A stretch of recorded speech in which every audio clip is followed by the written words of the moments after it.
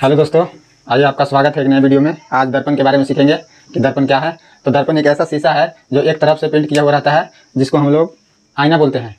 दर्पण में चेहरा देखा जाता है, परावर्तन होता है उसमें। दर्पण तीन प्रकार का होता है। एक होता है समतल दर्पण, एक होता है उत्तल दर्पण जिसका परावर्तक सतह उठा हुआ और पेंट किया हुआ सतह धंसा हुआ रहता है, और एक होता है अवतल दर्पण जिसका परावर्तक सतह धंसा हुआ और पेंट किया हुआ उठा हुआ रहता है। तो तीनों दर्पणों का एक्सप्लेन इस वीडियो में संभव नहीं है क्योंकि वीडियो छोटा होगा। तो यहाँ पे हम लोग सिर्फ अवतल दर्पण के बारे में पढ़ेंगे। ये है अवतल दर्पण, और P और Q ये दर्पण का चौड़ाई है जिसको बोलते हैं द्वारक, और ये इस दर्पण का फोकस बिंदु है जो F से सूचित होता है, और ये दर्पण का वक्रता बिंदु है जिसको C से सूचित करते हैं। दर्पण के ध्रुव से फोकस बिंदु के बीच की दूरी को फोकस दूरी बोलते हैं, और ध्रुव से दर्पण की वक्रता बिंदु तक की दूरी को वक्रता त्रिज्या बोलते हैं। फोकस दूरी जितना होता है, मतलब फोकस दूरी की लंबाई जितना होता है उससे जस्ट दुगना होता है वक्रता त्रिज्या की लंबाई। अगर फोकस दूरी 10 रहेगा तो वक्रता त्रिज्या यहाँ से यहाँ तक 20 रहेगा। ये अवतल दर्पण है, इसमें आभासी वास्तविक दोनों प्रकार के प्रतिबिंब बनता है।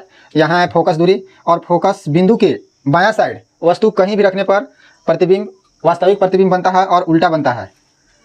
और फोकस बिंदु और ध्रुव के बीच में कहीं भी वस्तु को रखने पर, F से इधर कहीं भी वस्तु को रखने पर प्रतिबिंब इधर बनता है दर्पण के पीछे। और ये आभासी और सीधा प्रतिबिंब होता है। देखिए ये वस्तु है A B C D, ये सब वस्तु है, और ये वस्तु का सीधा प्रतिबिंब दर्पण के पीछे बना है।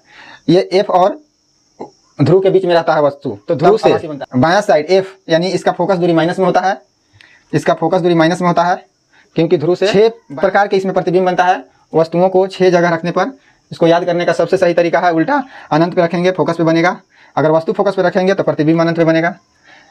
अनंत और C के बीच में अगर कोई वस्तु है तो F और C के बीच में उसका प्रतिबिंब बनेगा। अगर कोई वस्तु C पर है तो उसका प्रतिबिंब CA पर बनेगा। और अवतल दर्पण में एकमात्र ध्रुव और फोकस बिंदु के बीच में कहीं भी वस्तु रखने पर उसका प्रतिबिंब अवतल दर्पण के पीछे आभासी सीधा और बड़ा बनता है। यह है अवतल दर्पण। इसका प्रयोग बताते हैं। इसका प्रयोग होता है सैलून में, बाल कटवाने, मतलब फेशियल। सैलून में सीधा सीधा समझ लीजिए, सैलून में प्रयोग होता है। इसका उपयोग गाड़ियों के हेडलाइट में किया जाता है, चाहे कोई भी गाड़ी हो, बाइक, ट्रक, बस, कार, उसका हेडलाइट में किया जाता है। और नाक, कान, मुंह के डॉक्टरों द्वारा इसका प्रयोग किया जाता है दर्पण को। मान लीजिए मुंह में कुछ देखना है तो डॉक्टर इस दर्पण का प्रयोग करता है। और सोलर कुकर में इसका प्रयोग होता है। यह है अवतल दर्पण। अगली वीडियो में बताएंगे उत्तल दर्पण में कैसे प्रतिबिंब बनता है, उत्तल दर्पण क्या है। धन्यवाद। वीडियो अच्छा लगा होगा लाइक कीजिए।